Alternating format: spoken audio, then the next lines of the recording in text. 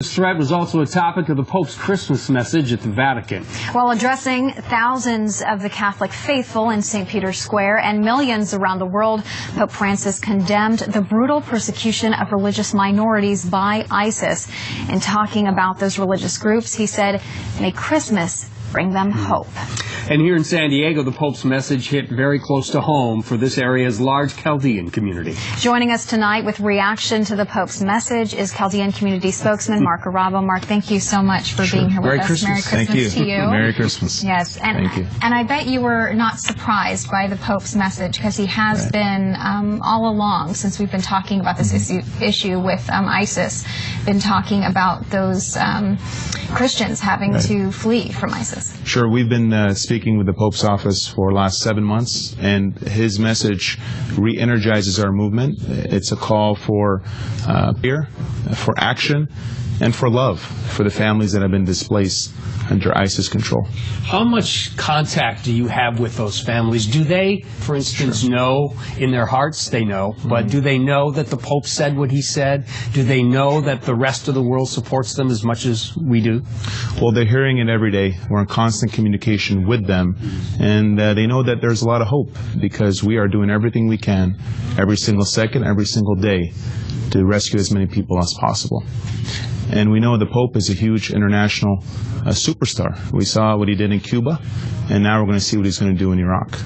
Yeah, very active Pope Francis. And I know I interviewed you shortly before you went to Washington to talk with the White House administration about, this issue of ISIS persecuting Iraqi Christians. Bring us up to date where we are now. We saw millions of dollars in humanitarian aid. Where are we now?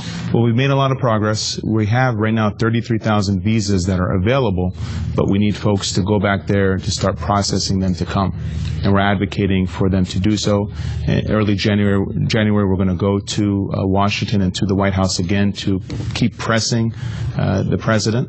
And also, we're finding unconventional ways to bring people over legally, but also unconventionally. And we were able to bring one family over, and we're bringing much more.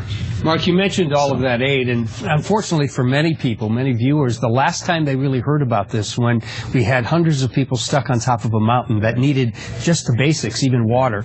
It's gone on much longer than that, but that isn't a problem anymore. Is this aid getting there right now? Well, the aid isn't reaching the people as much as it should, and we want to remind people that we need them to pray for us. It's as much as a nightmare today than it was 7 months ago. It's a living hell. It's literally a Christian Holocaust, and we can't stop. We have to keep going and keep pushing to save the people's lives.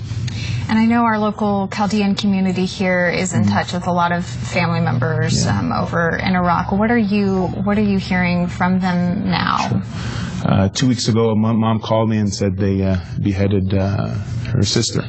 And so I could tell you that the atrocities that people are suffering are the most unthinkable, unimaginable, and we're doing everything we can to rescue them. Christmas is one of the largest, obviously, celebrations for Christians all over the world. Describe what kind of celebration they're having there. In Iraq and in Syria, Christmas is a very cold, lonely, depressing one that they're afraid for their lives. They've been homeless for 7 months. They can't return to their homes, to their towns. They're wanting and begging to be rescued and someone to listen to them. And so every time we have a chance to instill hope, we're doing so, but the dysfunction in government is causing people to lose their life over their religion, which didn't happen in 2014 or 15. Yeah, it's important to keep, that message alive, because even though ISIS may not be in the headlines here every day, that struggle is still going on over there. So we certainly appreciate the work that you're doing, and for the local Chaldeans as well. And it's something for Christians in this country to think about this Christmas, is not only helping people here, but helping people around the world. Appreciate it. Again, Merry Christmas, and please send our blessings to every one of your family and friends over there. Thank you. All right. Thank you. Mark Arabo. Appreciate it. All right. It was